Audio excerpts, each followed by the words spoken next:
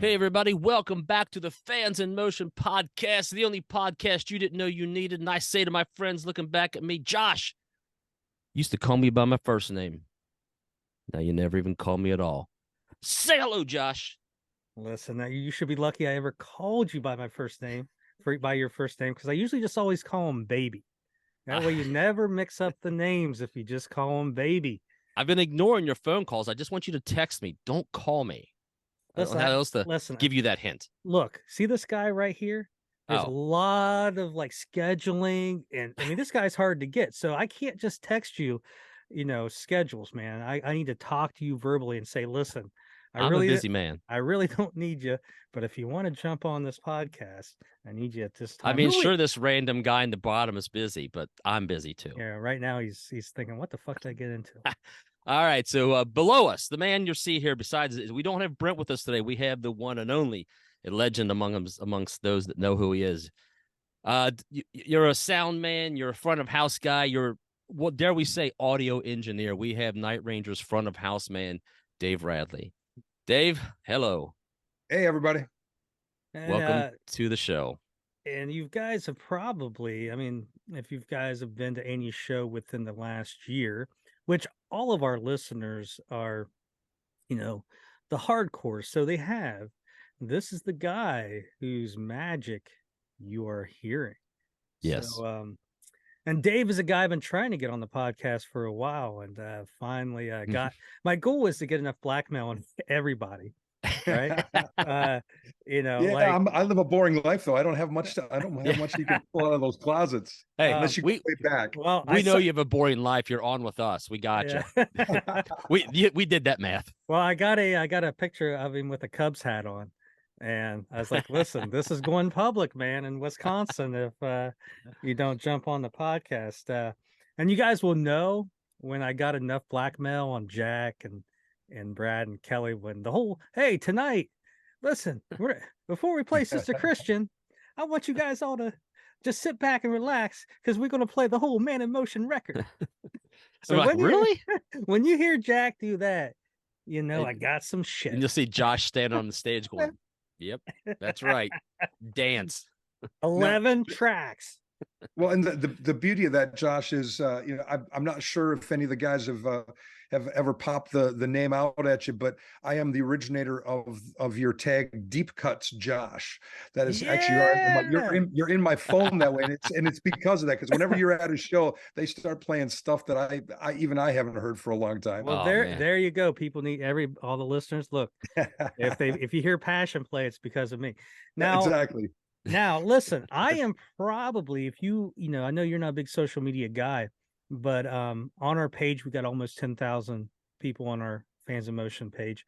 And I am probably the one who advocates for deep tracks the least. Like, I'm realistic. Like, listen, yeah, you're going to make 5 people happy if, you're playing, this song from this record of 1997. Now, I always say there is always room for, changes, right? I mean, every fan can say that, but I could always say, well, you could take this song out and maybe put this one in and alternate it, but that's about as most as I will go.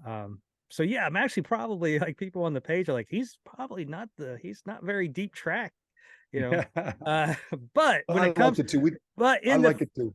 But in the family, in the Night Ranger, world there, I am definitely, probably the deep track guy, because hell, I remember one time talking to Jack about Interstate Love Affair. Yeah. And I mentioned it being on 7 Wishes. He's like, it was on 7 Wishes? Because it was on the Teacher's soundtrack first. Right. Like, yeah, it was. And yeah, I always say in this podcast, we'll be talking about something, and I'll get messages.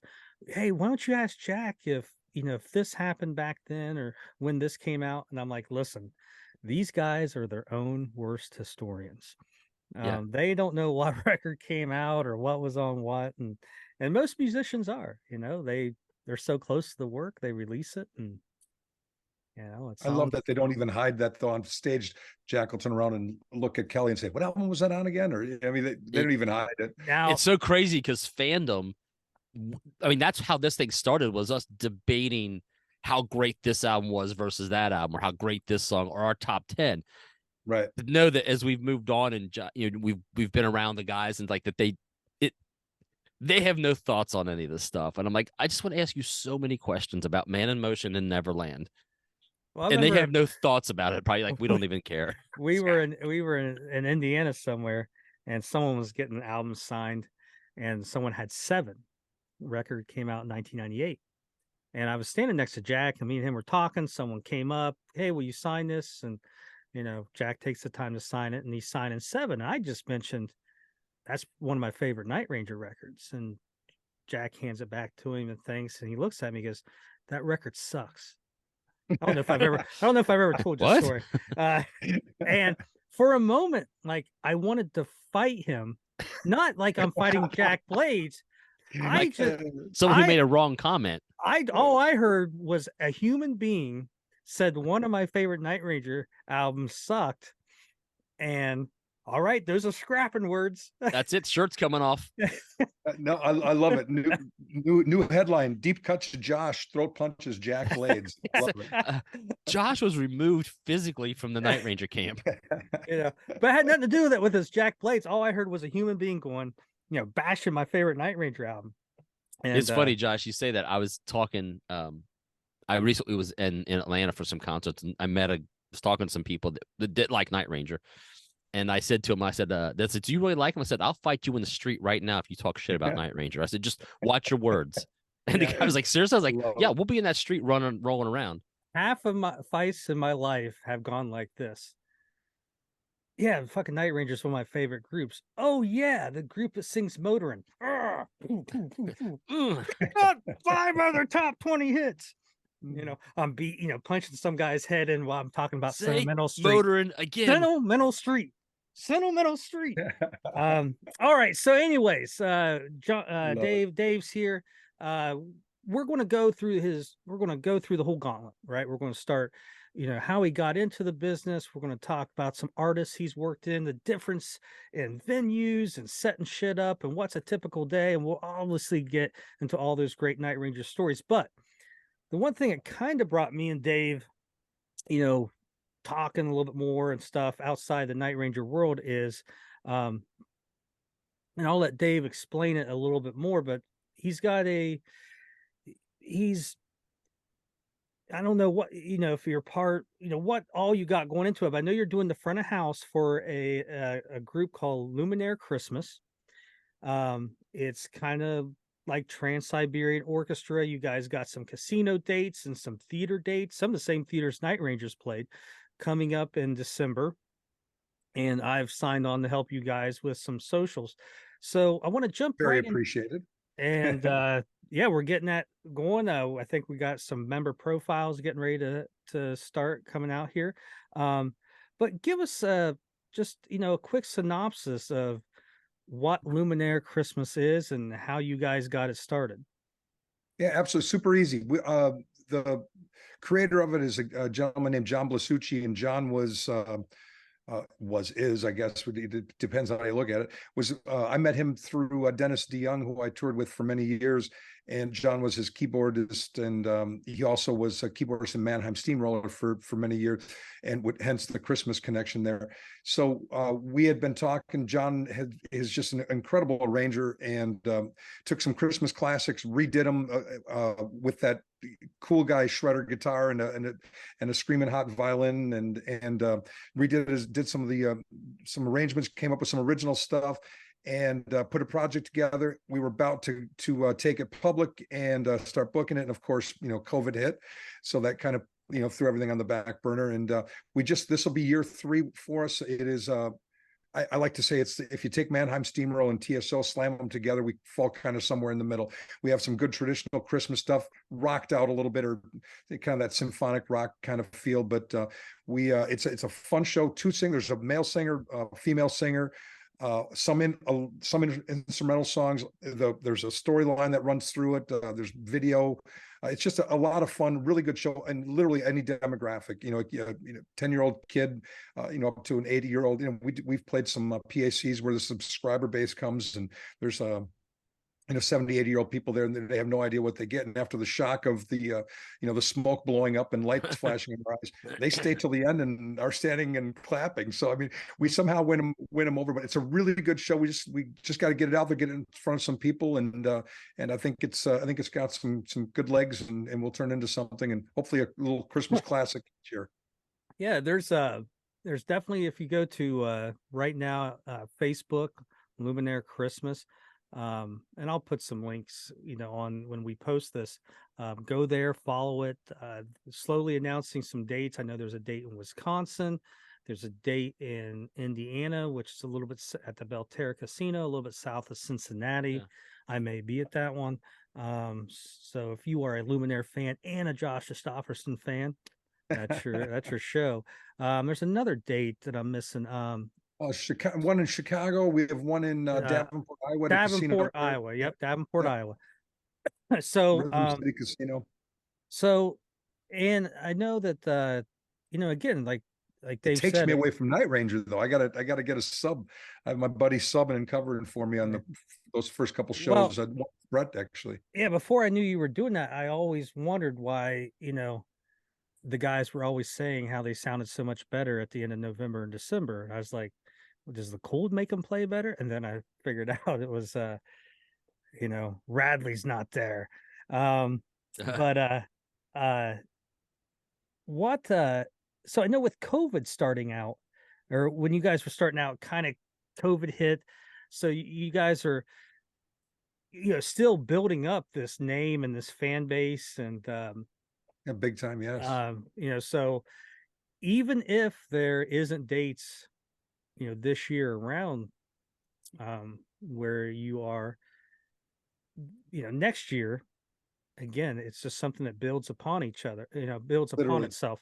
So hopefully next year, again, you might not be able to see them this year, but it might be something that will be closer to your neighborhood next year. That's just such a niche, because we only play, we work on it year round, and we only play for 3-4 weeks out of the year, just around Christmas time. But it's cool. We all have other, obviously I'm full-time, running around trying to make Night Ranger sound good. But all the guys and all the people involved in Luminar have other projects during the year. So it's just a great project, and it's just fun, and it's a really feel good, fun thing to be involved in. And I'm kind of that sappy Christmas guy, family guy. So it was a lot of fun. And too, it's like if you got kids and you're wanting to take them to rock shows, I mean, TSO is great, but sometimes it's so big, right, that you lose that intimacy, to where if you're you go see this show, you're playing these beautiful theaters, and you get more of this intimate feel. And exactly, like with my kid, taking him to a hockey game, I can take him to the pro hockey game, the Blue Jackets. It's fun, but you're up in the upper bowl somewhere. Or I could take him to, he don't give a shit. I can take him to Ohio State hockey, right? We're sitting right on the ice. He don't care, but he gets to see back in the glass, baby, and stuff. So it's that's something you got to look at too. Is you get that more bang for your buck too. You're getting to see talented musicians, but you're not.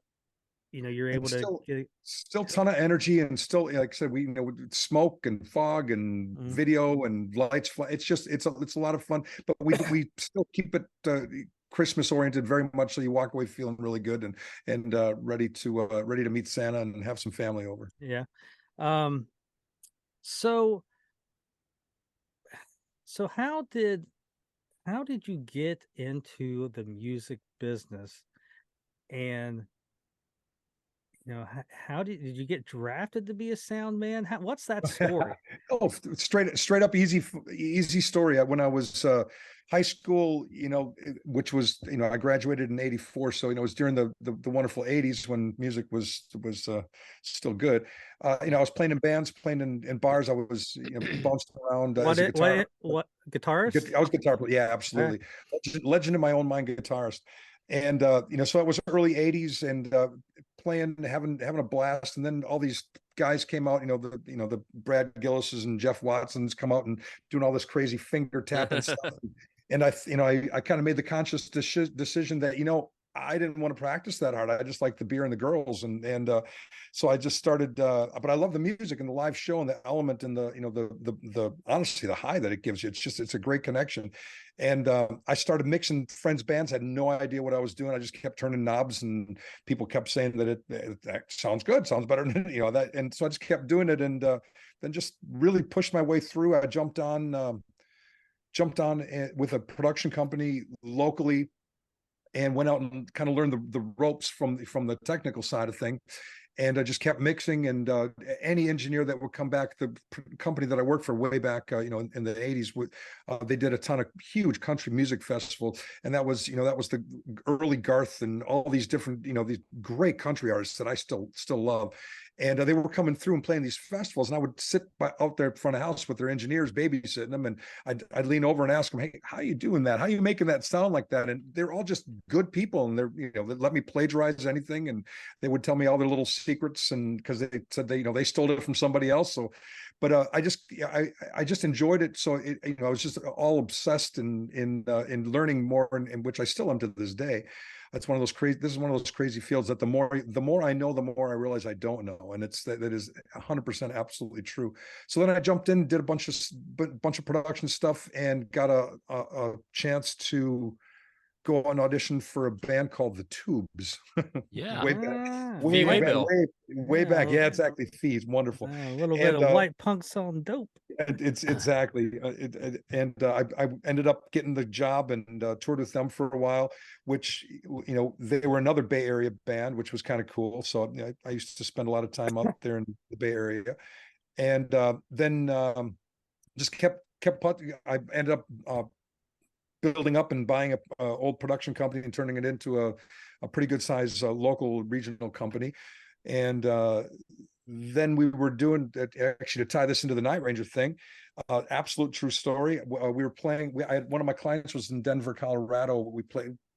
Backdrop was it was just gorgeous, and we did a festival out there every year, and Night Ranger was a headliner on one of the nights. And I don't ever fancy myself a monitor engineer. It is a whole nother world, and I don't have the skill set.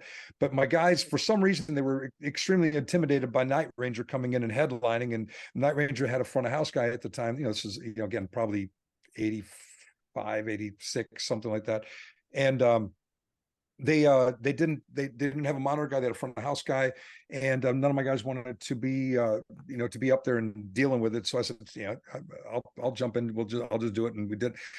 I just remember Brad looking over at me during the show and kind of having a look. It was Jeff Watson at the time. He would come over and he kind of giving me these looks, and after the show, I ended up chatting with the guys, and they said, everywhere I walked on stage, I could hear what I was doing. And I'm kind of thinking, isn't that kind of the point?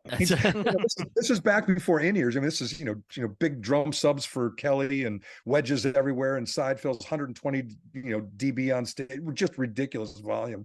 And that later they called years later, and we had the tour manager at the time we became friends, and I got a call later to come out and mix them, and the rest is history. So Nice. let me ask you this. Do they remember that story? Like they do, but I don't think like I remember it, of course. Yeah. I mean, with the millions of shows that they do, but we've talked about it. I bring it up on, especially when we're sitting on the bus and talking smart, and I remind them of when, the first go around. So, but it was good. I've been very blessed. I mean, I think I started with them late 90s, worked with them through 2005. And, so late.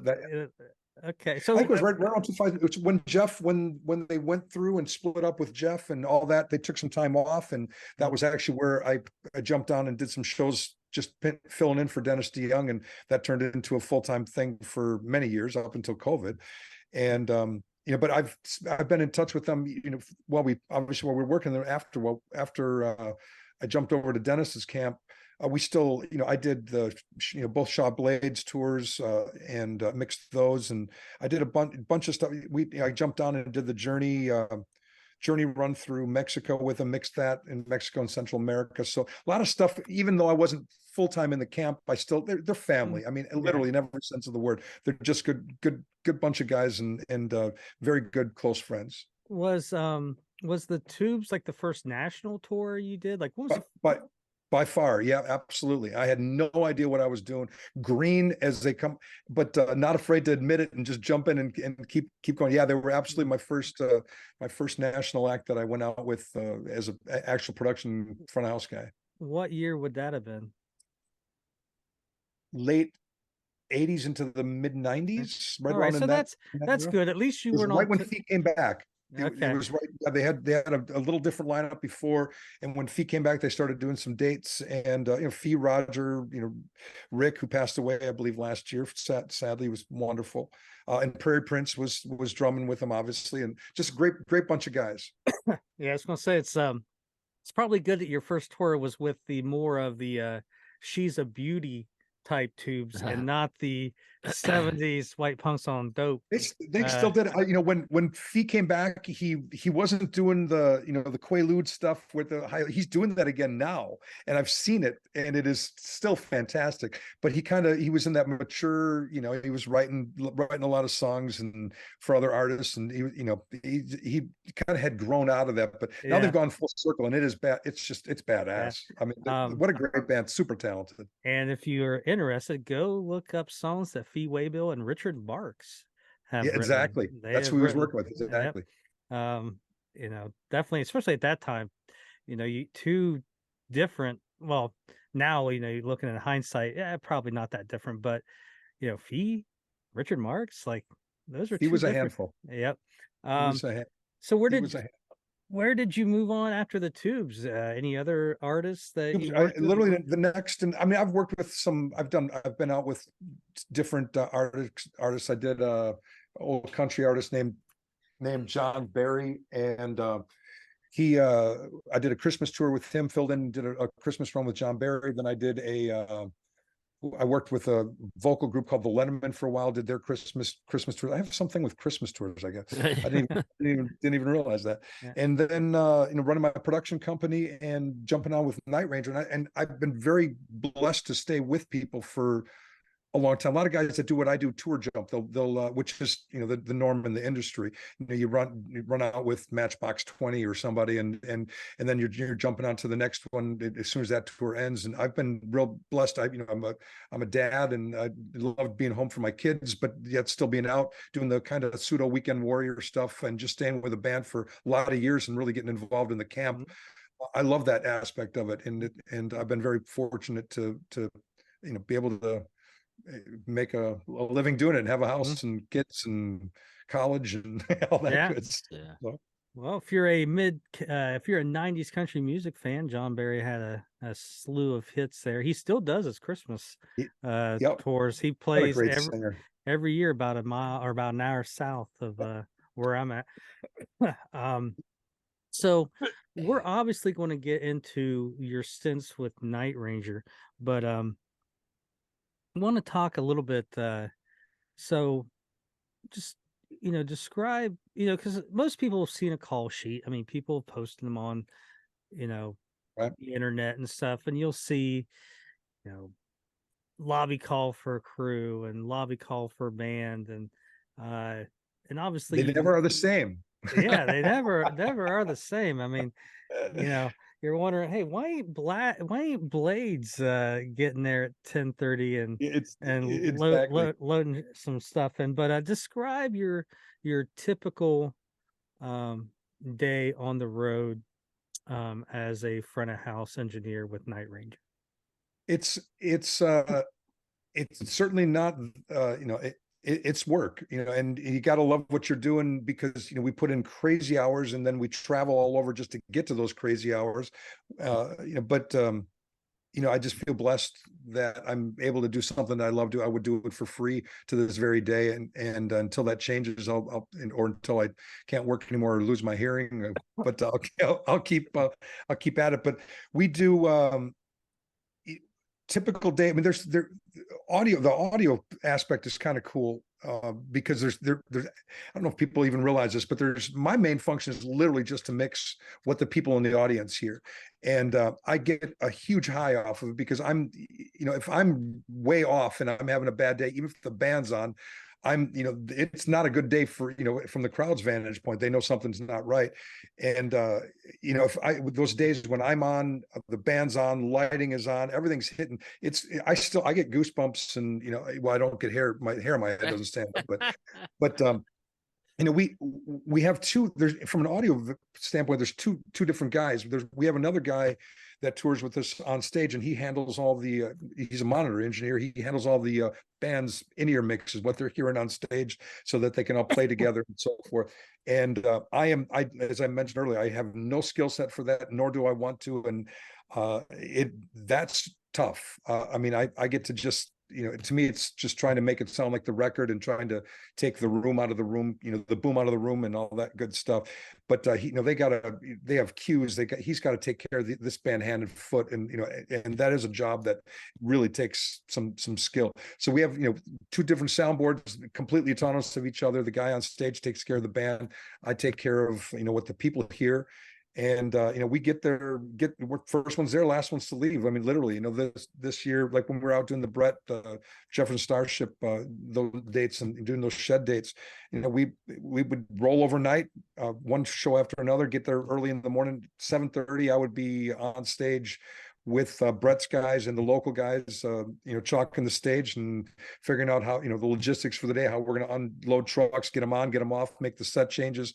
What people don't see, they walk in and see a show and they see one band play, and suddenly the equipment disappears and the next band's playing and that disappears, and suddenly then the headliner's playing, and they don't realize the thought process a lot of times and the work that goes into the logistics of making it, just rolling that stuff on and off stage and getting it to work. So we're there early in the morning, and it's a lot of hurry up and wait. We get in, we do a lot of work, and then we sit and wait for stage on that tour. Anyways, we wait for the stage and wait for Brett to get done and build all of our stuff backstage, roll it out when it was our turn, jam it together and run out and do a quick sound check. Or a lot of days we didn't even bring the band and we just rested them, and then we would do a little line check and open doors and have some fun. When we're headlining shows, it's a little different scenario. We get in, get it up, get it on, line check or sound check for the band wants to come in, and then cover up and push back for the support act and give them some time so they can have some fun as well.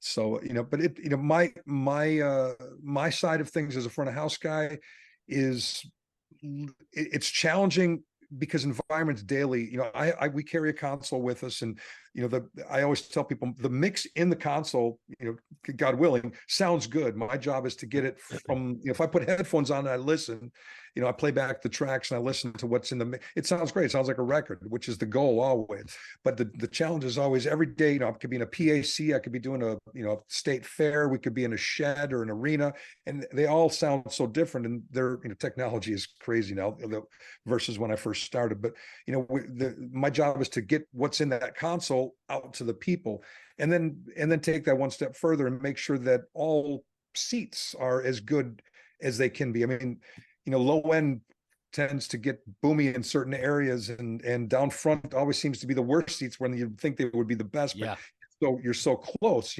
So I spend a lot of time walking around and trying to even out the little front fill speakers that people hear down front, and getting a blend so it sounds natural, and trying to not crush 100 people on one side and 10,000 people up can't hear. There's just a lot of challenges to try to make it sound good to everybody. And then at the end of the day, I'm getting old. I don't like to knock people out of their seats with volume either. I like it to sound big, and I'll let that low end go at times at the end of the show or at the end of a song, but I don't like it to sit there and just pound on people all night. But to me, that's not I wouldn't sit through that.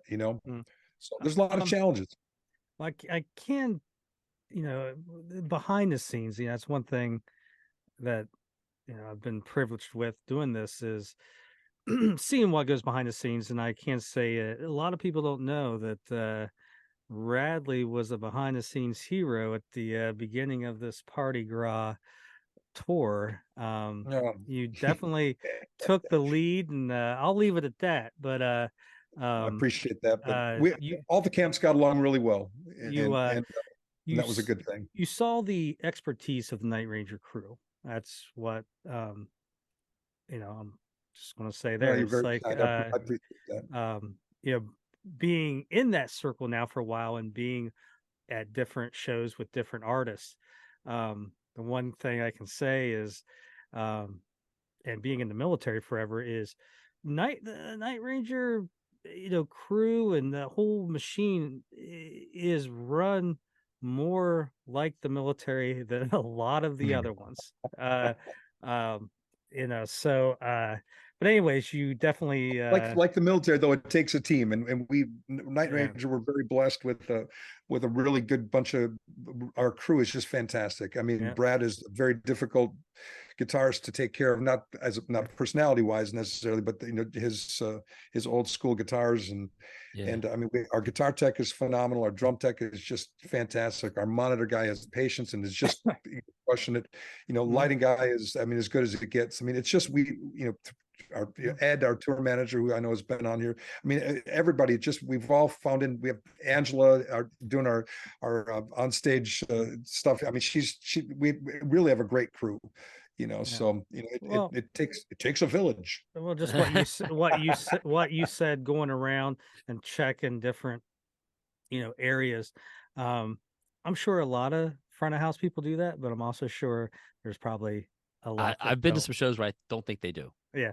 I mean, recently my wife and I were in Texas to see Pearl Jam, and at one point she looks at me, she goes, does that sound as bad to you as it does to me? And I said, yeah, it sounds. Well, we always call it muddy. Right. It was very Good just word. low. Yep, that works. Yep, absolutely. And I'm like, I don't know what the sound guy's hearing, but like he should be able to hear that and fix that. Now I don't know what the problem was, but it was really muddy.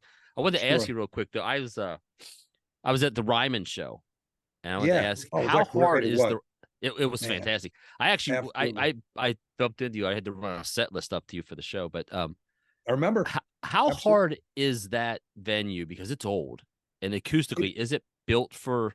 Because when you sit under the rafters, because I do that a lot for shows I go to there, the sound is not great underneath the balcony. Right. And they've got speakers. A lot of seats under there. Right. They got speakers, but it's not real good. But then you get, like, if I go up, I'll run up sometimes to the top. I'm like, oh my God, the sound is so much better. Yep. But that's typically where the sound guy's sitting too. So you would hope exactly. I enjoyed the heck out. I mean, that was a bucket list place to make. I mean, who'd have thought Ranger at the Ryman, right? But it was fantastic, and standing room only was just awesome. The Ryman staff, I mean, they have everybody going through there. So their initial setup of their system, their house system that's in there is pretty darn good. I didn't reinvent the wheel. I typically, in a lot of venues like that, they know what they're doing, and I'm not good enough and smart enough they sit there every day, every show, and they know all the little idiosyncrasies. So a person like myself who tours with a band, we carry, like I said, we carry a console. So I've got the mix in there, and I would be foolish if I didn't rely on guys like that, because they know the room. And I ask them, what's the difference during a show when the bodies come into the room? What's going to happen? I mean, and they're happy to help, because they want the same thing in the day that I do: a good day and good sound, and get through it. So that I didn't have a lot of struggle. What I did do is spent a lot of time running up and down early on and during sound check to hear the difference from what I'm hearing upstairs to what all those people under that deep balcony are hearing, and trying to balance it out and get that as smooth as I could get it. And that was my challenge of the day. And then just at some point, once all those bodies get in there, just sit back and have some fun, let it happen. And I really had a blast. It was a good day, and absolutely great show. I think the band crushed it. Yeah, well, it was an amazing show. I was loving every minute of it. One other thing, and I want to interrupt Josh. I know Josh has got a feed that he wants to do, but a line. But out of curiosity, because we don't know, and I know with new technology, you can kind of preset things, and you see all the phasers move in and out. You can't really do that from venue to venue, can you? You can't have a preset, because it's going to change based on the room.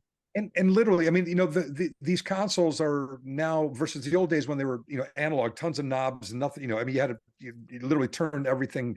And these digital consoles, you store things in memory. So technically, if I go back to the same venue twice, I could recall that show, and my work I should be ahead of the game. But so many things change that I find myself not doing that. I just start from my normal routine every venue, every time I go into them. And because there's so much environmental issues. I mean, I could have done that, and the temperature in the venue was empty, and it was 80 degrees because they had the heat in, or it was cold, which is typically it's freezing when we're in there, and then because they chill it out, and then when bodies come in there, the whole mass of the room changes, the temperature changes, the humidity changes, so everything about the sound changes. So okay. I just try to always start from scratch. I got a little routine that I've done for years, and for better or for worse, it seems to work for me. Cool.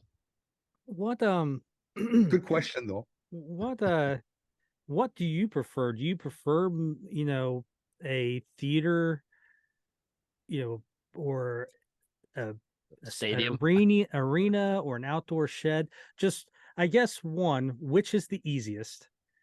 And then two, when it comes to like the art of it, and making your masterpiece of making it, this is the sound that I want. Which is the best? Which is the best palette? Like the best one to start? I'm probably a little different. I think that if you ask that, I think you could probably get a different answer from every front of house guy you'd ask that to. Absolutely different environments for sure. And I mean, anytime you're just flat out outdoors on a, big mobile stage with, 10, 15,000 people, to me, that's the easiest. The only trick in that is that typically are those tents that they put up and put us on out in the middle of there, they sound horrible. I mean, you gotta stick your head out, or do, I use an RTA mic to help me monitor, but we typically are sitting, even though we're in the middle of the crowd, these big tents, a lot of times we can't take the roofs off of them, for rain or sun or whatnot. It's not what it sounds like where the people are, and where I am is a little bit different, but there's no reflections. So you get to hear the reverbs that we're using, and the effects that we're using, and the spread. And I mean, it's a blast, but I'm a little different, I think, than some. I like arenas because they're big, and there's a natural energy to them that you try to recreate a lot of the time with the effects that we add in, like on an outdoor show. And if you can get out of the way of them and let the rooms do what they do, those shows can sound so big and beautiful and just lush. I think sheds are fun, but they're challenging because there's so much reflection going on there, and you have half the crowd is under a roof, half of them are up on grass seats up behind you, and you're using a lawn system to try to balance that out and still get some energy up there. Theaters are obviously very much of a challenge because some have incredibly deep balconies over the top of you, and I've been in theaters where I'm sitting at my console and I literally can't even see my PA, and I'm thinking, I can't see it, how can I hear it? I mean, just sometimes the logic in some of these venues are, but you're there, and you got to do what you got to do. You got to use some of the speakers that the venue has, under the balcony, out in the lobbies, up on top. They have little fill speakers, and you got to take some time and walk the room and try to make it sound as even as you can, because that's obviously always the goal. So I mean, there is challenges with every venue and every day, and everyone's different. When we're doing sheds this earlier this year, every shed was completely different, and we were fortunate to have some great PA on the road with us, but it different every day.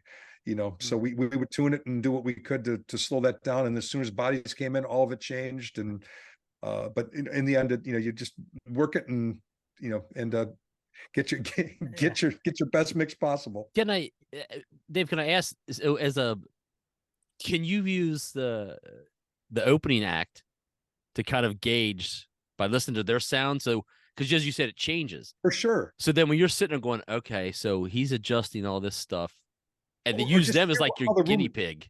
Really, it's because engineers just mix different. Mike, who was engineer for Jefferson Starship when we were doing those Brett Shed dates, excellent engineer. But we mix different. Not for better or for worse, different. Just It's different, yeah. just different. And so I just would have to hear how like his low end was reacting in the room now that bodies were in there. And I would always go out right before, before his set was over. I'd look at my RTA mic and kind of look and see what dB he was at, see where he was running his show at, because he can feel how the room kind of spits back at certain things. And I just make mental notes on, that he's pretty good where he's sitting. I don't want to overdo that because sometimes that works against you. Too loud isn't always good. Actually, sometimes I think it's more often bad than good. And so yes, absolutely use some good. And Brett's engineer would do the same thing.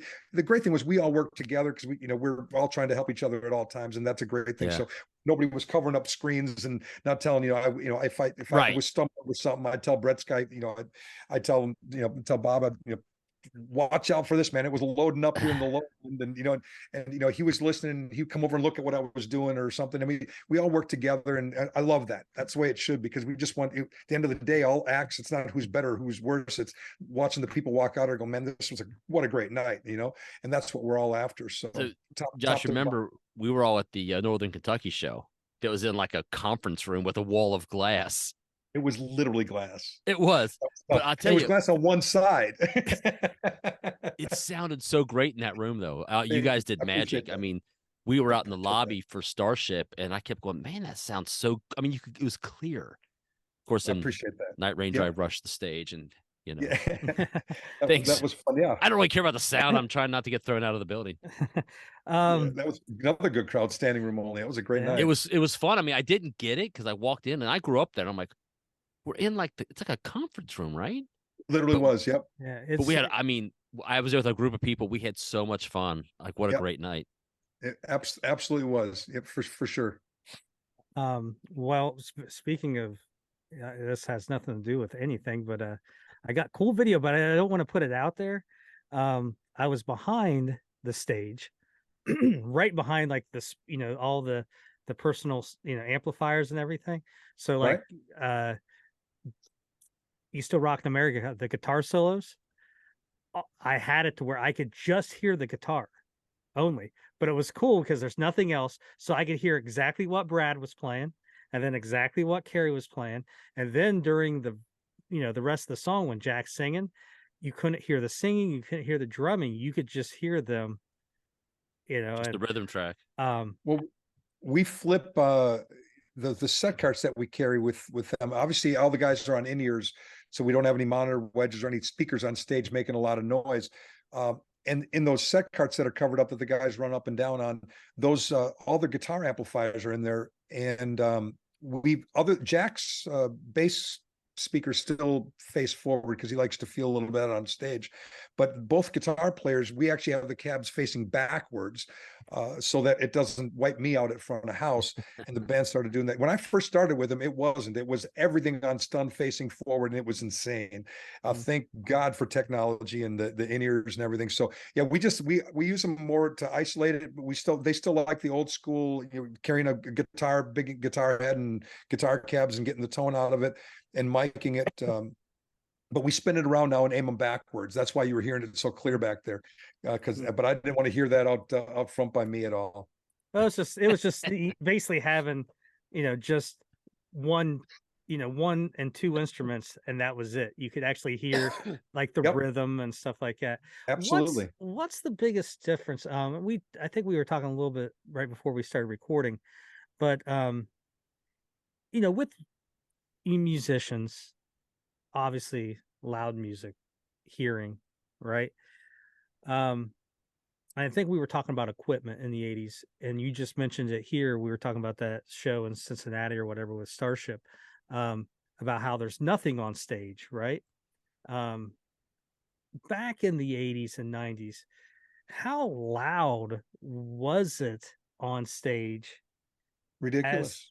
As compared Painfully to not good. No, just loud.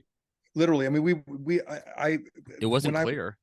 No, and see, from a front of house side of things, my job, again, I'm trying to get clear to everybody. I want everybody to walk out of there, you know, having heard every word that the singer sings and clearly so they can understand the word, not just know the singer singing. I mean, Yeah. there's a difference with that. And it's, and especially in rock and roll country, it's easy because you just throw the singer way up on top and mix everything else around it. With a band like this, or, working with Dennis and doing the Styx stuff, the challenge is keeping the band wrapped around them and finding space for that vocal in the center without it being so far on top. But you still want people to hear every word, even though you know the song. Me sitting out at front of house, I know the lyrics, so it's easier for me to understand them psychologically because I already know them. So it's easier for me to make sure that it's clear. But you got to think from the vantage point that some of these people, I haven't heard all these songs and they don't know the words. They want to hear what the singers are singing. So trying to get that clarity and push that over. If with all that stage volume, it was, you have to mix over it. It was just loud everywhere, and now we can get big and try not to be quite so loud and abusive and still get that clarity and mix more like it's a record, which is always my goal. Yeah, it's going live on the Night Ranger pages, most 99% of the people realize, one, this isn't going to sound like you're at a concert, right? The cool thing about the video is you're seeing it, from behind Kelly, or like that's why it's Right. a cool video. It's not, I want to hear it be pristine like I'm there. Well, no, that's not what it is, but you'll get that one person like, I can only hear the drums. Yeah, because I'm standing behind Kelly. Yeah, it's like, right. I'm like, it's funny how that works. That's like, well, two things. Because I'm standing by the drummer. I'm behind the drummer. I'm behind, any amplification, and anything on stage is all in your monitor. Right, correct. It's more about, hey, you get a cool backstage view. So crowd over the top of Kelly. Those are great shots. It's phenomenal. And but I'm amazed too. It's so different where I'm all, going live or taking photos or whatever at every point in the venues, and it's just how quiet it is up on stage. Like I remember there was one show. There was a theater, and there was like this, and obviously, some of these theaters, there's rooms you have no idea what they're used for. You're backstage, it's either all small or there's weird steps. Where does this go? I don't know. But I was in some room, it was right behind the stage, but it was a little bit bigger than a closet, but it didn't have a door. I don't know what the hell they used it for, but I was just in there because there was enough wall in between the stage and the band to where it blocked out some stuff. Right. And I was able to hear like a total different mix of it because, okay, I can't remember how it what was unique about it, but let's say I'm not hearing any of the guitars. This wall was cutting all that out, and I'm hearing just Kelly's drums and Jack and Eric.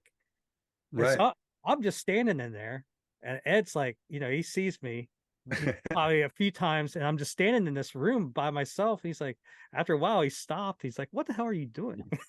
I'm like, "It's just weird. I've never, just checking out this mix. If you're in this room, it cuts out everything." The broom closet mix. Yeah.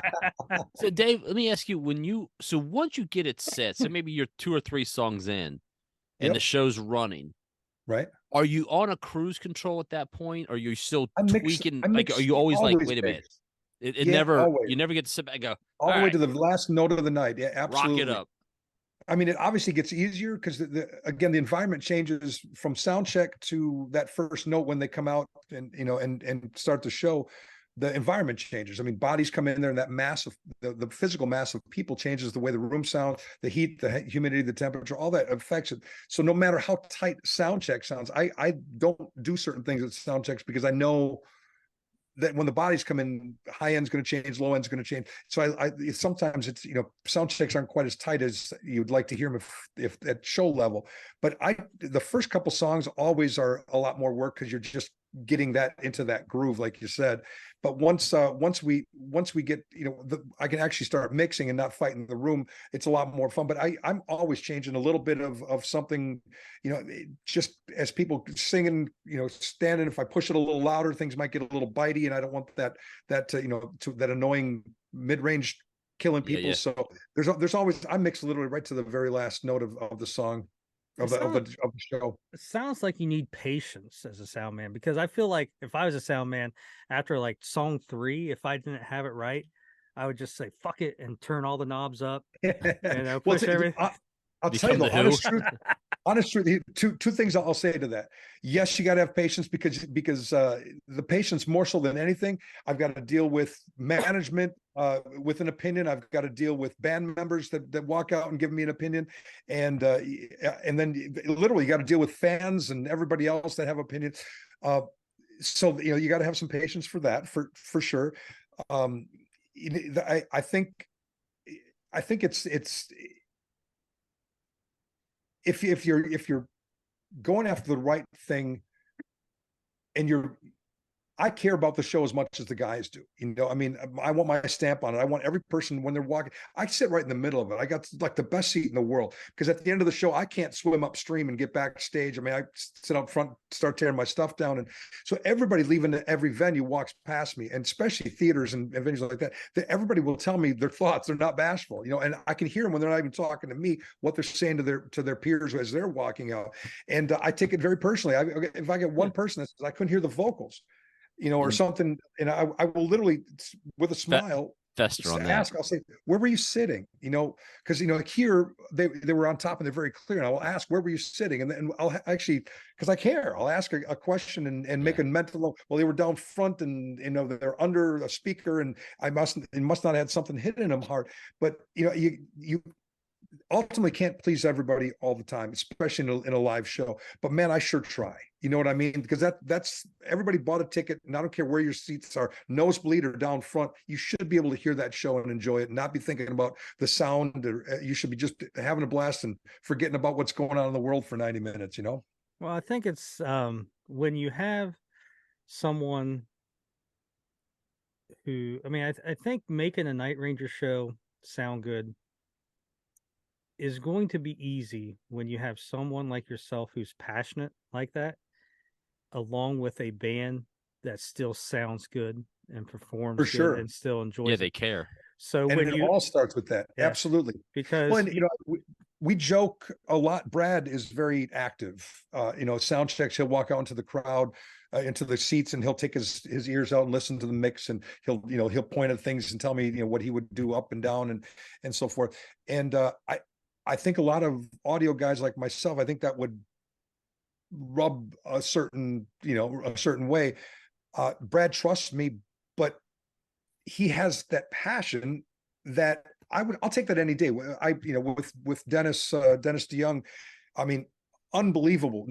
I'll use the word controlling, but it's not controlling. But he really, every aspect of that show, he'd be on before I'd even be done loading out. He'd be texting me saying, "I'm watching YouTube and the vocal mix." I love artists like that. I don't think they're pain in the asses. They have as much passion. It fuels me. I mean, I don't take it personally. I wouldn't be there if they didn't trust me. So Dennis had a great line years ago where he'd given me the business, and called me into his dressing room after the show and just gave me all sorts of business. An acoustic guitar went down during the show, and I mean, at the absolute worst time, Murphy's Law. And we were talking about now it's production manager as well as mix in front of house. Same thing I'm doing with Night Ranger, and he just was, I mean, giving me up to one side and down the other, just absolutely just digging it into me. And yes, sir, and turned, and after he was done, I just yes, no, yes, and it was really nobody's fault, just one of those things that happened. And as I was just about to the door of the dressing room, and I heard him say, "Dave," and I'm thinking, "Oh, aren't we done yet?" And I turned around and looked at him. I said, "Yep." And he said, "Listen," he said, "as long as I'm still yelling at you about these things, it means I still trust that you can fix them. If I don't bring any of this stuff to you at some point and stop asking you and yelling at you about this stuff," he said, "that's the day you might want to think about getting another job." And he yelled at me till the very end. So I guess that was a good thing. I said, yeah, because he cares. Exactly. I'll take it any day. Regarding the ongoing throughout the night, the mix, that's something I just thought of while we were talking is, so I'm a drummer, and my energy level towards the end of the night will change. You have to be real cognizant of if he's still hitting at the same all that aggression. There's first tricks first 5 songs I'm giving it hell. out of the, last song, especially singing wise, they're over singing in the beginning and getting a little tired at the end. But there's little tricks that audio guys that have been doing it a while we do to help balance that. In the 80s, it was called cocaine. Yeah, yeah. I don't know. I don't remember that, but they tell me I have fun. Well, yeah, Josh, you talk about like the 80s. Brent and I went to the Van Halen 1984 tour at Cincinnati Gardens, and it was just loud. I can't tell you a memory of that. Well, I have shitty memory, but I mean, it was just, and we were at the very back of the Gardens, the last row against the wall. And the Gardens was kind of a crappy venue in Cincinnati. I don't know that Cincinnati has a good concert venue, to be honest. I mean, Riverbend's nice and all that, and the theaters are nice, but the Coliseum and the Cincinnati Gardens are not great. But it was just loud. Dave jumping around and just guitar solos. I'm like, I'm sure it's good. I think there's there's always asterisks, and it may be, hey, Van Halen 1984. I know you're a good sound guy, but push all those things up. It might have been. But I will now. This is talking about sound in arenas, Dave. And speaking of Van Halen, when I saw Van Halen like 2008. I was maybe like down, in the lower bowl, and a buddy of mine in the military was upstairs, and I went up to his section. He was in the very last row, and I was sit up there for, 3 songs, talked to him a little bit, watched the show. And I was like, man, it's sounds horrible. They just sound horrible. And as I walked down the stairs, now being cognizant of why does this show sound horrible? When I got to like almost a certain step halfway down that lower bowl, the sound completely changed. Right. And I'm like, I was like, I should go up there and tell them that it's 2 different concerts, Yeah. We're just up here talking about how much, but that was one show where I saw a absolutely. Well, we had that, Josh. I don't only jump ahead, but regarding the Cleveland, the youth orchestra, yeah. I was going to ask you, like, well, let's how many channels and let's get into that towards the end, because I do want to talk about the youth orchestra show. Dave, what is one piece of technology that is almost like a game changer from when you started? Was there something that came out, a certain company or device or drum triggers? Yeah, I don't know if I could give you a one, because technology has changed so much. I'm tickling 60, and I've done this for a lot of years, and I've seen a lot of changes.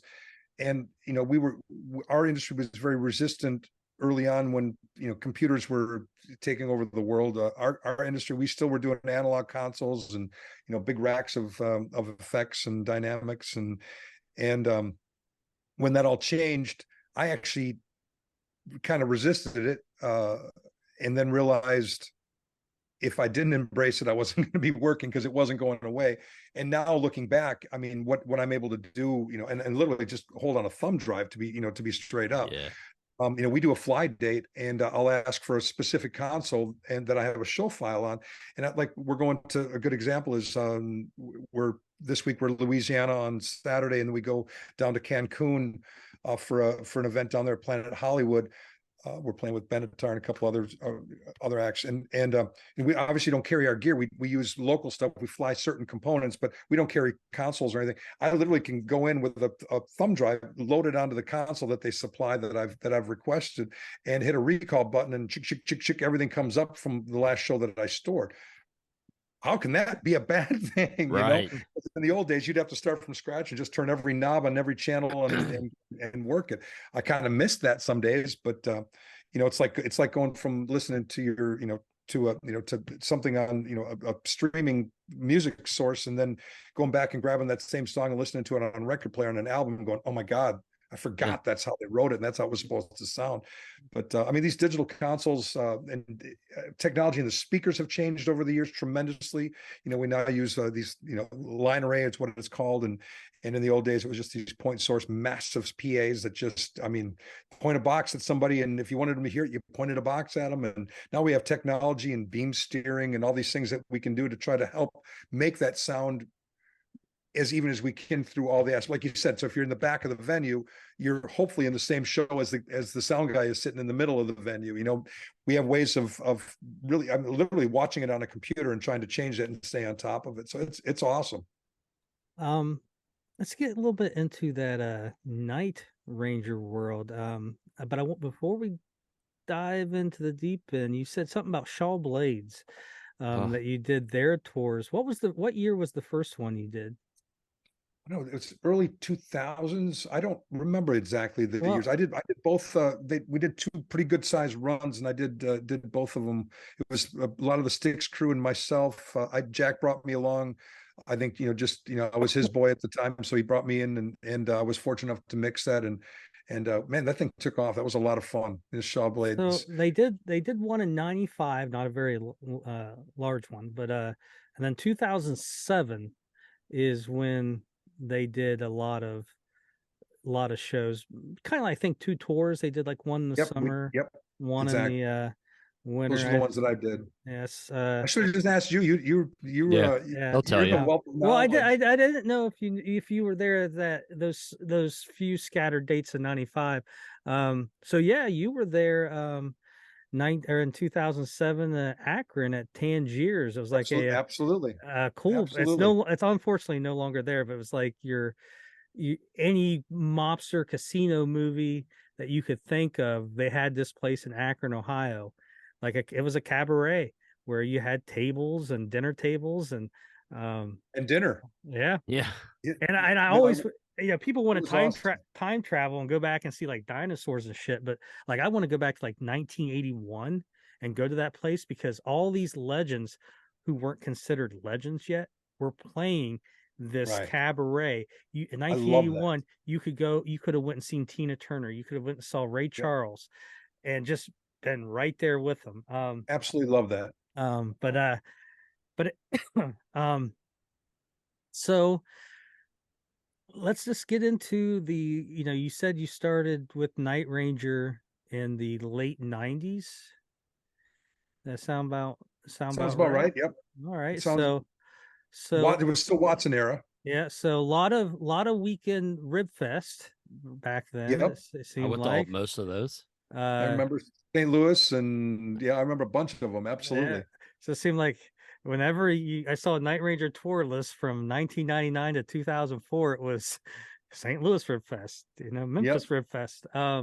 So I went to one in Cleveland. Yeah, hey, listen. On that waterfront, down under the bridges and stuff. They were in it looked like an airline hangar. Looked like Sweetwater. If that's actually, that was cool, right? I know exactly what you're talking about. I was there, right down on the waterfront there. Yep. I know exactly what you're. It's like a metal roof dome, like yes, just looks like just Sweetwater. I will have to tell you the time that I took my buddy, who I had been drinking a lot. He had been drinking way a lot. We went and saw Rob Zombie there. Oh, right on. But I know what you're talking about, because you kind of went down. Yeah. And it was part of the old not the Flats, was it? No, Flats was it was Flats is up on the. It was right where the what's the I don't think it's called City Center, but where the big the damn big building with the had the Hard Rock in it and the mall. It's right there. When you pull in, you'll hit the baseball stadium, the Quicken arena, Loans arena, and then that next set of buildings is that City Center, or whatever it's called. And you would actually go down. Yeah. Right. And I. It was the old entertainment district, I think. Yeah. I mean, I don't know. I remember. It's no longer there. But they had like all the old train bridges. Like there's a train bridge there, just frozen in place. But and then ribs galore. Yeah. So and Night Ranger. So I mean, I was happy as though I got ribs and Night Ranger. Well, let's go back. Let's go back to that era. How was it mixing Fitz? You were in the Fitz era. Fitz wasn't there. It was Michael Lardie when I was with him. All right. So then guess what? You weren't there in '99. It was Michael Lardie and Jeff on guitar yet. Listen, Fitz was there through 2002, my friend. I don't know. We'll have to. All right. So let's go to Jeff then. Tell us what it was like mixing Jeff a little bit. I loved him. Still do. I think being a hack guitar player myself, there's something about that original chemistry Yeah. that, I mean, Night Ranger's been just blessed. I mean, Brad is a stable, he's an iconic guitar player. I mean, just the whammy bar stuff he does is mind blowing. And Night Ranger's been blessed with an amazing, the guitar players they've had since Jeff. I mean, just super talented, all of them, all straight through. And but there's something about those two guys playing together that is just, I mean, they wrote the songs, they did the stuff, it's just, there's just something there, whether it's just pure talent or not, I don't think it has anything to do with that. There's just that weird chemistry. I mean, off the record, although obviously I'm on the record, I mean, I'd love to see him, back in at some time for some run, but I mean, I don't know. I stay out of the politics, so I don't know, that I don't even think that's even an option at this point in the game. But I absolutely loved it. I mean, it was just a great. The two of them played so well together. They just knew instinctively what each other was going to do, and they complemented. They were literally polar opposite guitar players that just worked so good together. Yeah. So he was, it was a bad time at the end there, and it was a lot of, not necessarily just from Jeff, but just a lot of negativity, and he was struggling with some, his shoulder and a bunch of things, and it just, I think things peaked all at the wrong time, and they they did what they thought was best, and the band in its current form is freaking amazing, so Yeah.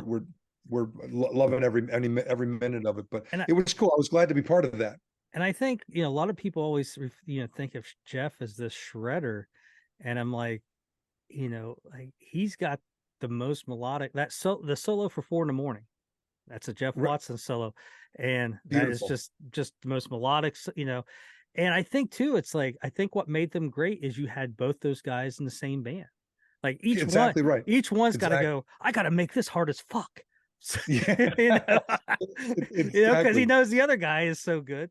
So it's like Brad on the whammy, and Jeff with the 8 fingers and beautiful Les Paul, and it was a great blend. So if you're just a single guitar player in a band, it's just like, okay, I can do this solo, and it's hard, but I think the George Lynch thing, with Doc and that kind of thing, phenomenal guitar player, and it's just to hit whatever he wants to do, however abstract it is. No one pushing him. Yeah. No one pushing, saying get a little better. So whoever, if Jeff's sitting there writing a solo, like, all right, that's hard, but I got to make it harder to play. So Brad, Brad's like, I need 2 whammy bars. Yeah. But it is, that's one thing. Exactly.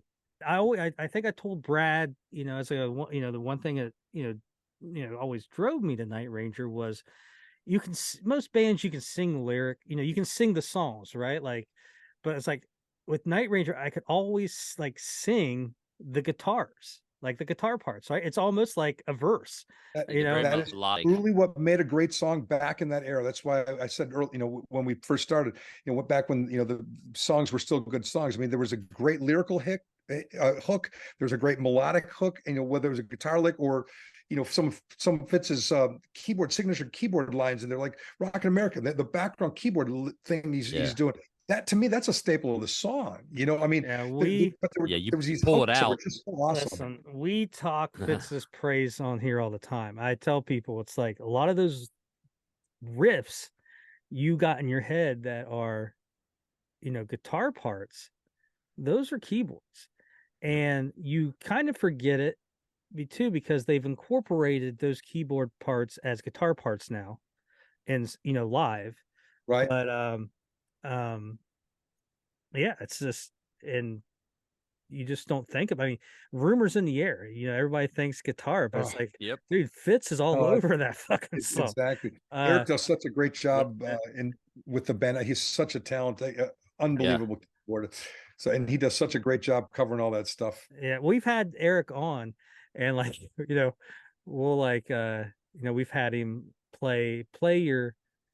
I think we had to do 13 because he couldn't round it down to 10, but play your 13 favorite Fitz riffs. And it was cool just hearing it isolated. Like he calls like Touch of Madness, he calls them the spooky sounds, like underneath the verses. And it's one of those things I've heard a million times, but now that he pointed that out and played it, isolated. All on its own, yeah. now whenever I hear that song, I don't hear Jack singing. I hear these, these Haunting little. yes. So that was the beauty of Night Ranger. I mean, the three of them working together, two great guitar players, and then that, just everything that he was tying it together with on the keyboards was just awesome. Loved it. Now, were you there for some of Reb shows? Beach? Yeah. Joel Hoekstra. Who else? We had another guy in there. Tristan Avakian played. Tristan, exactly. I ran into him. He was doing some Queen thing recently. I ran into him, and we swapped some old stories. Tristan is a Fans in Motion alumni. We had him on. Great guy. His solo record, I always bring it up. He put out a record, on his own. I don't know, maybe 5, 6, 7 years ago, and phenomenal record, real dark and moody, and talented singer. Right. I was very surprised, but and then we had Brandon Etheridge, which you may or not know. Nope. He 2012, when Eric was having his first kid, he couldn't make that weekend run, and I happened to be at one of the shows. And he was in Rock of Ages with Joel. So Joel, so he flew in and played 3 shows. Yeah. But he's with Tristan in that Queen. Yeah. Oh, right on. I didn't realize that. Tribute. Awesome. Yeah. So both those guys who were filling in, and that Queen group that they do, I'm pretty sure that's the one that was handpicked by Brian May and or Roger. I believe so. Both. Crazy good. Yeah. Because I remember, I think I asked him, I go, hey, if it was like dire situation, how long would it take from me through you to get a hold of Brian May? And he's like, I think I could get it in less than 24 hours. Like, to get that's phenomenal. And I'm like, hey, I'm only 24 hours away from Brian. They're like, well, since you can do it, I got a question real quick. Exactly. So just saying. So let's go through the members. Talk the praises of to Eric Levy. Yeah, Eric's freak. I mean, he is literally a freak. Yeah. I mean, truly. Then when I love it is like Boys of Summer and some of the stuff that that doesn't come out very often. When we don't do many acoustic shows anymore, but we were doing a few of them last year, and that's another place that I just love, because you really get to hear him just bang. They'll let him take some solos and stuff. But if anyone catches any of his stuff that he does on LinkedIn or any of the socials, I don't do any of the other socials, but I get his LinkedIn feeds, and he is just literally from another planet. I mean, talent wise, I mean, unbelievable. Yeah, and he's been sporting his Fans in Motion shirt for the last month in those, so we're getting a little bit of publicity, a bit of love. there. Yeah. I'll see if I was thinking, I would have had mine on today. Get a little love from you guys. I think it's like next up on my clean T-shirt stack, so it's coming out quick. Well, I made sure I gave them to you guys on the road. That way, loved it. I know hopefully the guys, I can, they'll keep it in the after show rotation or. I'll be at the San Augustine show, so I expect to see it there. And that's one that I won't be at. That's the one with Brett. That's when I'll be out on my Santa run, my Christmas thing. So I've got a very good friend of mine, Brian Simon, who is Foreigner's front of house guy. He's covering for me on those shows. So he mixed the band years ago as well. Should I walk by and go, sounded okay? I mean, it's no Radley, but no. This didn't sound like this didn't sound like it did last talent month. That guy has. Brian's amazing. I met Brian. I'm trying to think of what airport I picked him up at. But yeah, Brian, I don't know, maybe it was last winter or something, but there was a little run Brian filled in with you. Yep, same thing last December. Yep, he covered some dates for me last December. So I met Brian for a couple shows. I can't remember exactly. I can remember the restaurant we were in and everything, but lives in Florida now. But he's he's a Midwest born and raised, and he's my kind of guy. I love him, love him to death. Great guy. Foreigner snagged him up, I think, right after the Somewhere in California tour that they did. Left Night Ranger to go to Foreigner. Been with him ever since. So what about Mr. Kerry Kelly? What's the Kerry Kelly. If you don't know who I'm talking about, next time I'm around you, I'll give you some stickers. Yeah. Aces and nails. Ace and nails. Wait, let me peel one off the bottom of my shoe because I think I got about 10 of them out there. Whenever I send, like, if I ever send the guy, usually I'll send the guys something small for their birthdays or something. But inside the card, I always throw in a couple aces and nails stickers for them. Because I know they need more. But yeah, what's your thoughts on Kerry, man? What's fun about mixing him? Super talented guitar player, obviously.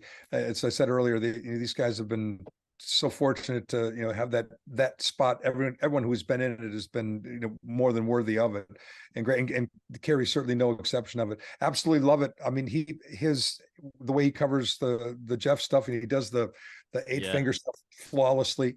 And I mean, just super talent. I mean, I love we throw in the Alice Ozzy thing on occasion. I think we could do it every night because people love it, and I like the tie back to the Alice Cooper stuff that he did. And I mean, he just acoustically, and electric. I mean, he's just an unbelievable guitarist. And that's what a lot of people don't pick up on is Jeff was such a phenomenal acoustic guitar player, right? Yep. And you kind of don't think about it because Kerry doesn't miss a step, but playing those acoustics on Goodbye and Sentimental Street and stuff like that. First time I saw Kerry Kelly was with Slash's Snake Pit 2001 in Cleveland in this little club. He was a kid. Yeah, dude, it was one of my favorite concerts. We were in a small room with like maybe 100 people, and it's Slash, dude, those guys were tight, and I'm sure there wasn't much sound mixing going on, but he's a player and a half. I mean, there's nothing you can throw at him that he can't do. All styles, all genres. He's got a great look. I love what he brings to the stage and his energy. I mean, he and Brad. I mean, he has definitely been there long enough at this point, 11 years, however it's been. But he's been there. I mean, they are so in sync. Super. Yeah. Right now, this band is firing on all cylinders. It's a lot of fun. Yeah. Well, I tell people too on this podcast, it's very rare that a band has one of their best decades in their fourth decade. Yeah, it's we're extremely lucky. I just saw somewhere, didn't I think I just saw something about the Symphony album was charted on billboards. I mean, number one on the classical crossover charts. Listen, who would have thought? We're selling out shows. Their first number one 40 years later. Now it's insane, right? You notice, right? It's going like this, and then Fans in Motion, Josh Stofferson, Socials.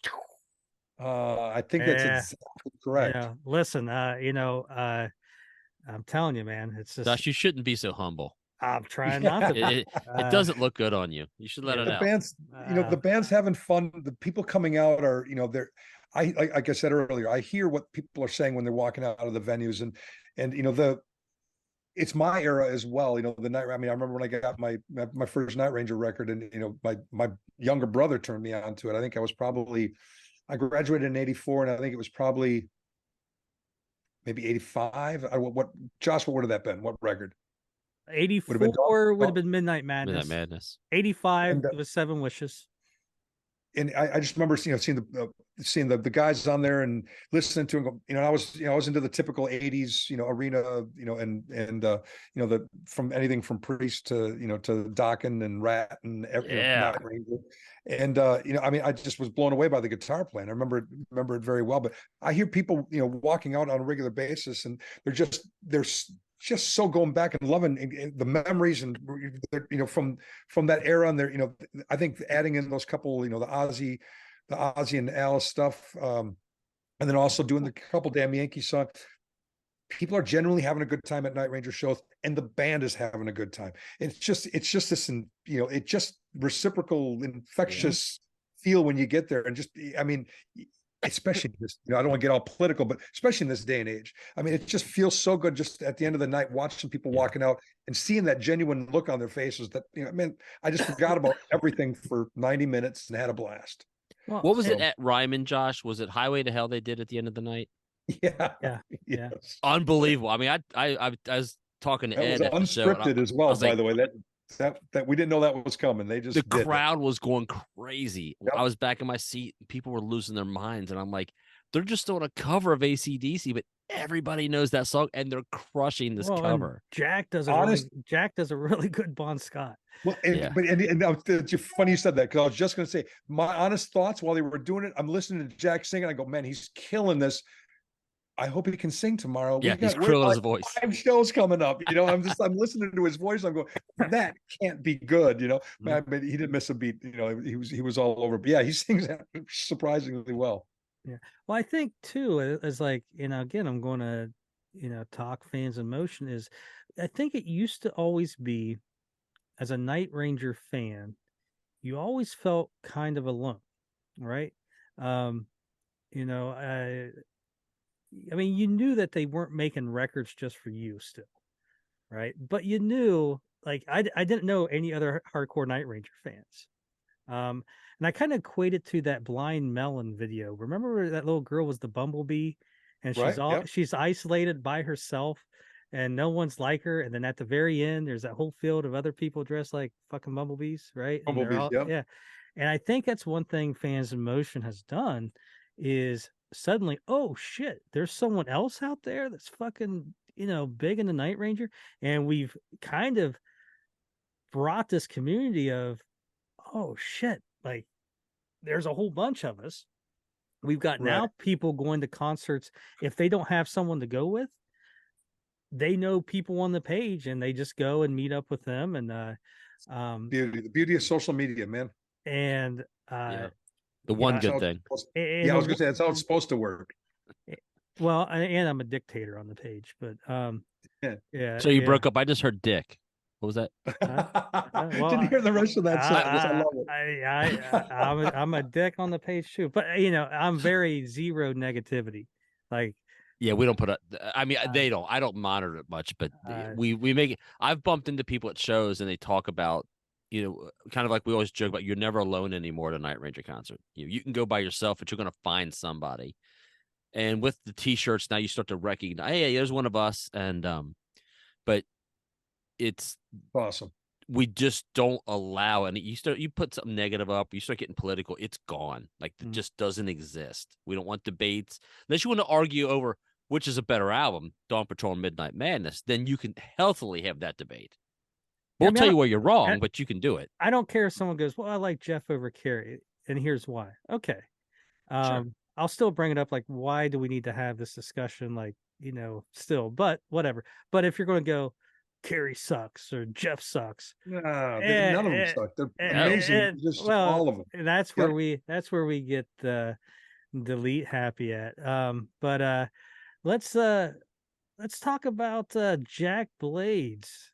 What's it like being out with him, mixing him on a daily basis? Jack's my brother by another mother, man. I absolutely love him.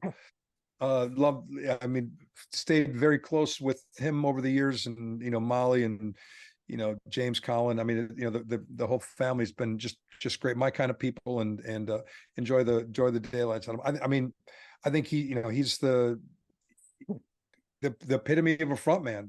I mean, the guy just naturally can command that crowd and always has been, through the Damn Yankees stuff as well. I mean, he's just got that certain something. Yeah. I like to tell the story when I first did the first run with Shaw Blades. Jack and Tommy were in the back of the bus working out an arrangement. I know it was a Simon Garfunkel or something. I forget which song it was, but I remember walking down the hall, standing at the edge of the back lounge and listening to these two go, and stop. Why don't we try? Stop this. No. How about if we do? And I'm listening. I'm just thinking, man, the good Lord sprinkled that little extra fairy dust on both of these guys. How they can do what they do. There's just that certain something. There's so many great musicians out there, but there's that next level, they just get that little extra fairy dust, man. And Jack is very blessed with that ability. I mean, obviously see what he's written over the years, and for who and for what, and what he's done to keep himself relevant. And he's just I can't say enough good things. And he's just a great person. Just loves his family. He just on the right way, my kind of guy. So I mean, I can't say enough about him. Let's do it. Who haven't we had yet? Kelly. That guy. unbelievable respect, sweetest guy in the world.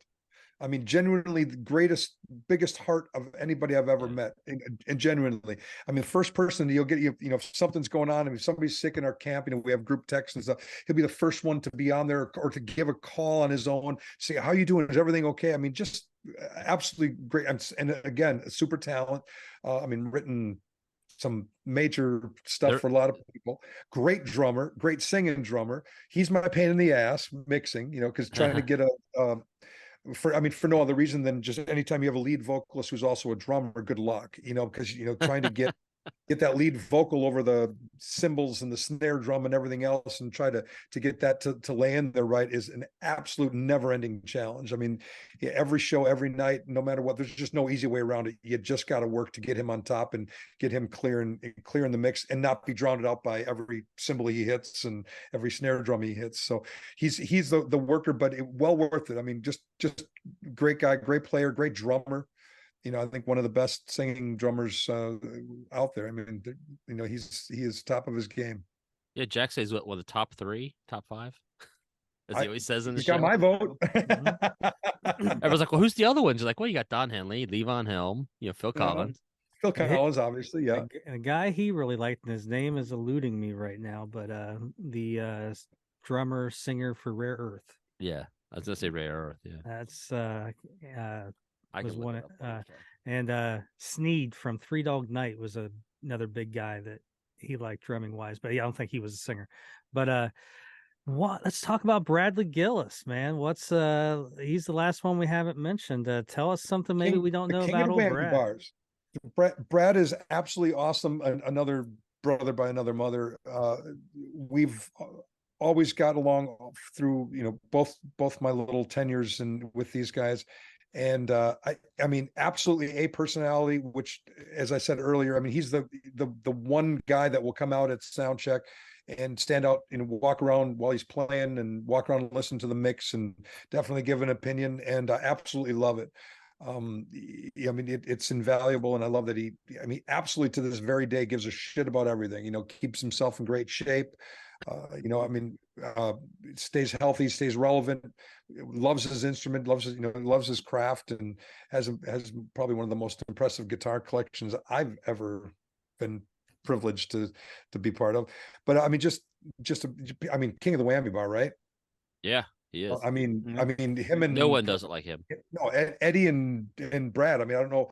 You know, I mean, there's some great players with it, but just some of the stuff, you know, I mean, he gets the show part of it. He gets the talent part of the playing and the skill set of it. He's amazing, you know, absolutely amazing. I think a great example of Brad's skill compared to all the other metal guitarists. If you go back and watch the video for the Hearing Aid, were Stars back in the day, the 80s.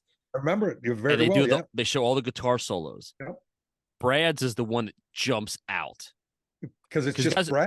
There's guys doing speed, and then there's like, like that's Brad Gillis.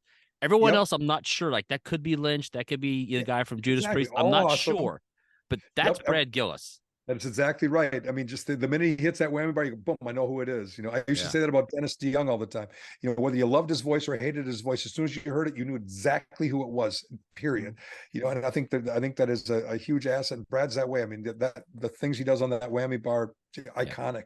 You know, and we played a show last year. Actually, it was before I was back with them full time. I was helping them cover a show that they got last minute, and Carl, their past engineer, was still mixing them. Awesome engineer. And it was a lot of the newer, younger, heavier bands. That was the gist of the festival. It was festival in Wisconsin here, but they would always throw in a winger, Night Ranger. They'd have an older, and I mean, clear. It was crazy. All these bands came out as soon as we started.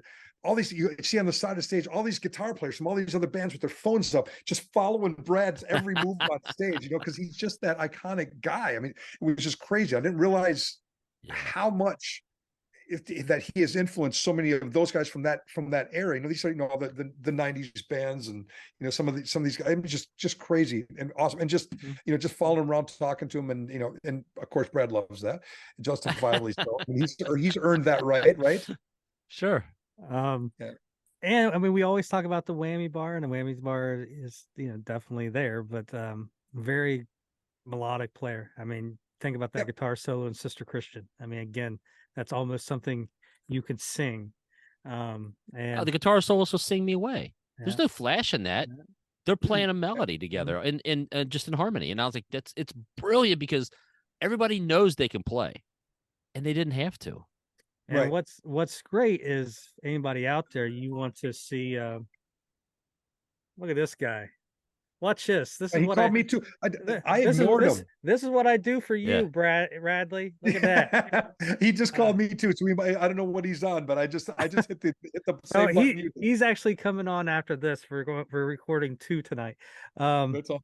But He's gonna call me next, right? yeah, watch it. I doubt It'll it. be. Doubt he's calling me anytime. But soon. That's good. He's always going to put you to work. That's what Ed does.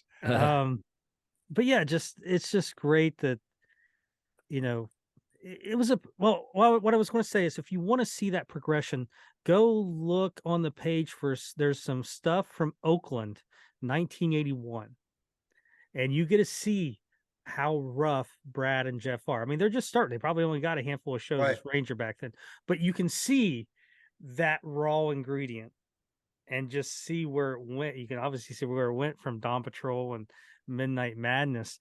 But I mean, we got lucky, man. You what you said, Jack, songwriter, front man, one of the best singing drummers and great songwriter himself, Kelly. Fitz, he was the guy that had all the experience, all that road experience going into the band, and had all those great contributions. And then and then not only did you have one guitar god in the band, you had 2. Yeah. So I mean, people still talk about Watson, and he hasn't really been in the limelight much for probably close to like 16 years. Listen, Josh, I just got both the remasters from Rock Candy.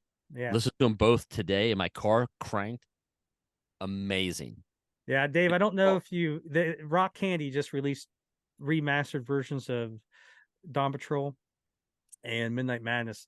And I think sometimes if you put them in, you try to listen, like, what can I hear? You're going to, obviously sometimes maybe think you hear shit. So what I do is I put it on in the background, walk around. One thing that jumped out to me, I'd never heard it. You can still rock in America. Dun, dun, dun, dun, dun, or done or something, right? Anyways, where they hold a note, you always just heard the probably the floor tom and whatever, and then maybe the guitar. That was the first time I ever heard Jack's bass slide. And him going up. Awesome. And I just heard about those remixes.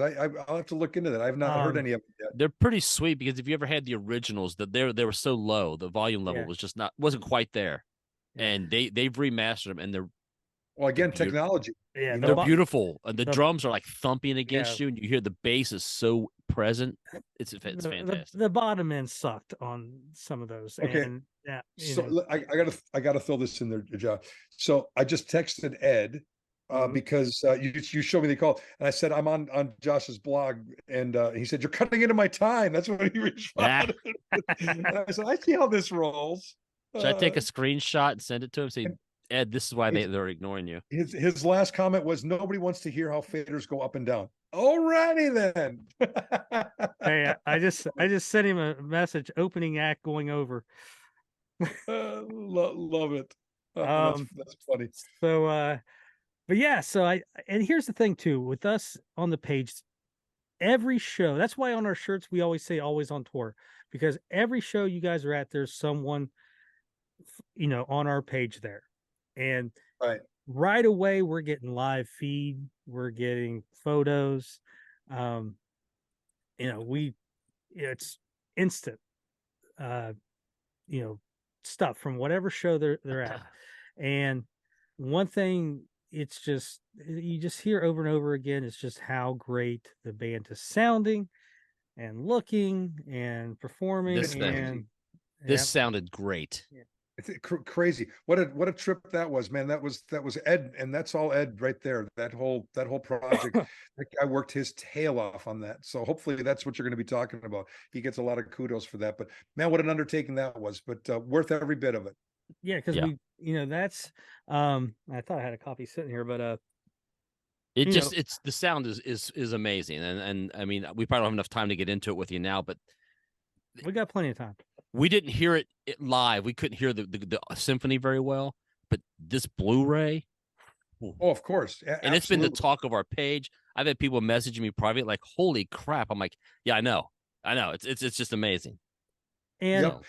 They were able to take it into the studio and take the live out of it. That was the challenge of the day is balancing out the hey, we're recording, we got to get this, we got to track it, got to get it backed up. There's no do-overs, although we did do one song over in the night there. But and then also balancing out that audio with, we still got to have a live show and have some energy and some fun without wiping out everything that they're trying to do on stage. So there was a lot of moving parts and a lot of work together, with the live element and the recording element. And it was a challenge for sure, but well worth every bit of it. Everybody worked together. Phenomenal. Yeah, it's amazing. And the page, I'm still worn out from that show. Yeah. The page, the consensus, and I told Ed this in a message. Him and I were having a conversation a while back that this version of "Call My Name" is becoming the definitive version. The solo in the beginning, it's just, I mean, I don't know what else to say. When Jack hits that, it is goosebumps. Yeah, absolutely. Live, I just absolutely every single night. It's just that he does that. We don't do it enough. But no. I mean, it's just absolute goosebumps. I'm glad I was there. It means the world to me that I was there. Right? Who would have thought Night Ranger in the symphony orchestra? I mean, that was unbelievable. Cool. Arrangements were great. It was just very well done. A lot of people put a lot of time and energy into that, and it certainly shows that finished product is fantastic. Everybody involved should be extremely proud of it. Like I said, Ed was the glue that wrapped all that up, and Ed is just an absolute genius. Well, it was almost, it's, I don't want to say whatever perfect, but it's like, you got Night Ranger, you got an orchestra. We're getting a record release, a Blu-ray release. It was for a good cause for his brother, and for the police dogs and everything, and like everything about it was everything good was right and good and positive, and I don't. Doing this, like sometimes, doing the stuff I do with the band, I don't want to say you lose your fandom, but, it's more of, work than it is being a fan. And sometimes I'm like, oh, that's not Brad, something like, that's not Brad. That's Brad Gillis. That's a guy fucking when I was 7 years old, I had a poster on my wall or whatever, right? So I try not to lose my fandom, and every now and then I will allow myself, I'm like, I don't give a shit. And when I heard Call My Name, for the first time on this, I had it in my ears. I texted Jack, I go, dude, that's your masterpiece. Yeah, right. And like I don't give, and he texted, he's like, agreed. And because that just took it to another level. Plus, finally, I got a version of Call My Name without the fucking sirens at the end, so I don't piss myself a little bit when I'm driving, listen to it. But I thought we added that in at that show. Somebody in the symphony added. Well, it's not as loud if it is, because that would have been great if you could have pulled that off. That would have been fantastic. But yeah, just I mean, again, we're at 41 years, and we're getting a top-notch release. We're getting awesome. And yeah, I mean, we got the Blu-ray is phenomenal. Yep. Just I mean, every angle, shots, and Brian Isley, the producer, did phenomenal job. He is such a talent. Yeah, like I said, everybody involved in that just really raised the bar and worked their tails off to make sure everything. The question I had is how hard was that for your job? Like, was there someone separately mixing the symphony, or were you on all of that? No, I mixed everything live. I had control of all of the live stuff. So how many channels? How many microphones? I think it was close to 90. I think I'm about 38, 39 with Night Ranger. And I think we added another, but now probably about 70, probably about 70, just about 80. I think we added another 40 or so on the symphony. And I mean, how do you fine tune that? I mean, you didn't even get to enjoy the show because you got to worry about 80 mics, 80 channels. Yeah, quite literally. And I mixed with Dennis. I mixed a lot of symphony stuff, so I had a pretty good foundation to trying to get that up. And the challenge is always the strings.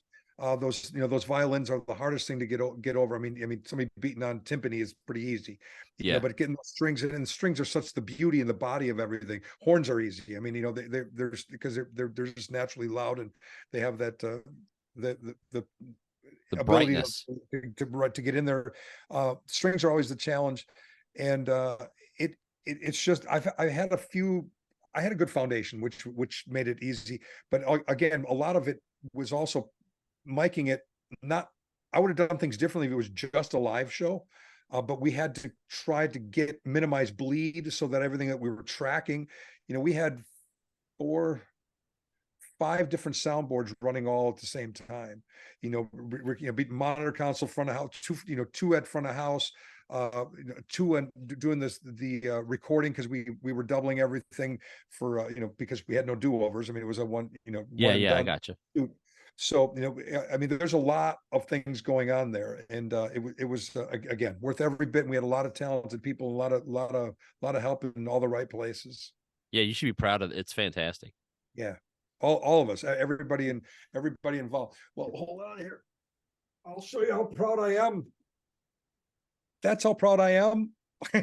What's that? What is that? A Telly Award that for the project. Really? It won some Telly Awards, so got a little trophy on my mantle. That's awesome, man. Go, wow, cool. Kudos to you guys. Yeah, well, congratulations. A couple bucks will get you a Starbucks, but it feels good. That's awesome, though. It's again, Josh can attest. It's since its release, it's been the absolute domination on our fan page, and just people going on how great it was. People that had regret that they weren't there. Yeah, and it was for a good cause, like you said. I mean, and the kids were fantastic and super excited. I mean, we raised some money for a good cause, and the whole backstory behind it.